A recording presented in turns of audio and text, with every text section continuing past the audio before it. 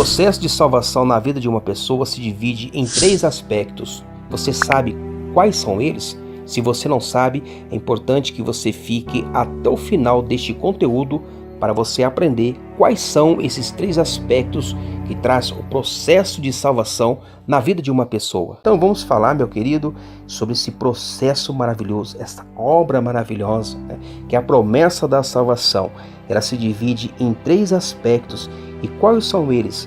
Quais são esses 3 aspectos que dividem o processo da salvação? Primeiro, o processo bíblico da salvação se dá por meio da justificação, e segundo, regeneração, e terceiro, santificação do ser humano. Então vamos falar sobre justificação e o porquê a necessidade de justificação.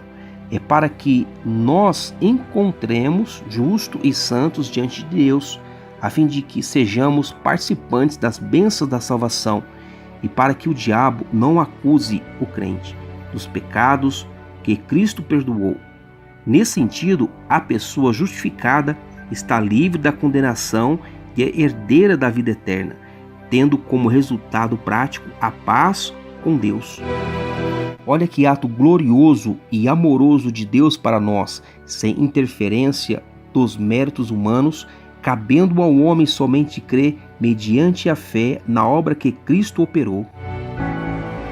Entretanto, para você entender sobre esse processo da justificação, cabe ressaltar que a fé é o meio instrumental para nos unir a Cristo, o nosso justificador, e não a causa da justificação.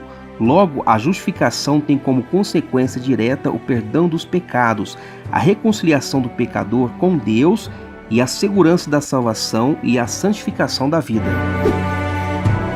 Então vamos para o segundo passo, a regeneração, para que você entenda esse processo da salvação e como você vai fazer parte do reino de Deus. O que é preciso? É preciso você se tornar nova criatura e nascer do Espírito. João capítulo 3, versículo 5. Esse Espírito que opera a vivificação em nós, pois ele é o agente da regeneração. O Espírito Santo faz brotar entusiasmo espiritual e vida abundante, onde outrora havia morte, ofensa e pecado. O agir do Espírito Santo pela palavra que faz germinar vida no coração do salvo. A regeneração é a ação divina de criar um novo homem, dando-lhe um novo coração, transformando-o em uma nova criação e tornando o Filho de Deus e fazendo passar da morte para a vida. Aqui é importante distinguir regeneração da conversão. Essa é a resposta humana à regeneração no processo de salvação, que é voltar-se inteiramente para Deus. Então, logo Deus é o operador dessa transformação, fazendo com que a pessoa, outrora empática para as coisas divinas, agora se encontre em plena vitalidade para as coisas espirituais. E terceiro e último passo, meu querido, é a santificação, para que você esteja enquadrado no plano de salvação. Eu quero falar o que é ser santificado em Cristo e também você precisa de ter um esforço pessoal nesse processo de santificação. Então, a santificação é o processo pela qual a pessoa se afasta, ela se separa do pecado para viver uma vida inteiramente consagrada a Deus, desenvolvendo nele a imagem de Cristo. É como se fosse um processo de cooperação entre a pessoa e o Espírito Santo, que se inicia no momento da justificação do salvo, isto é, Deus vê a pessoa como santa, ainda que a santidade dele precisa ser aperfeiçoada. Efésios capítulo 4 e o versículo 12. Então veja bem, meu querido ouvinte, para ter uma vida santa, uma vida separada, uma vida santificada, é preciso ter um esforço pessoal. O que é ser santo? Santo é separar do pecado. Aquilo que você fazia, que não agrada a Deus, você não vai fazer mais. Isso é pecado.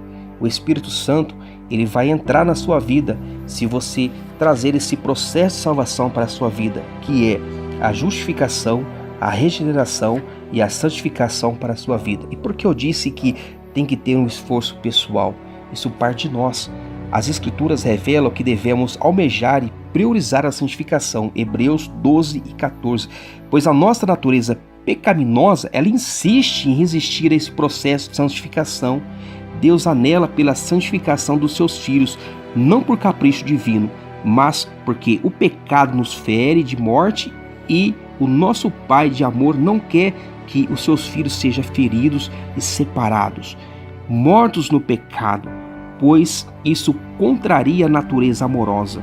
Assim, para sarar a ferida do pecado, ele enviou o seu Filho para nos libertar do pecado, a fim de vivermos uma vida santa. Para você entender melhor, eu vou trazer aqui uma conclusão. Convém que as pessoas justificadas, regeneradas e santificadas demonstrem ao mundo perdido, por meio das consequências positivas que esse processo da salvação traz sobre nossa vida, que somente Jesus pode salvar e transformar o pecador.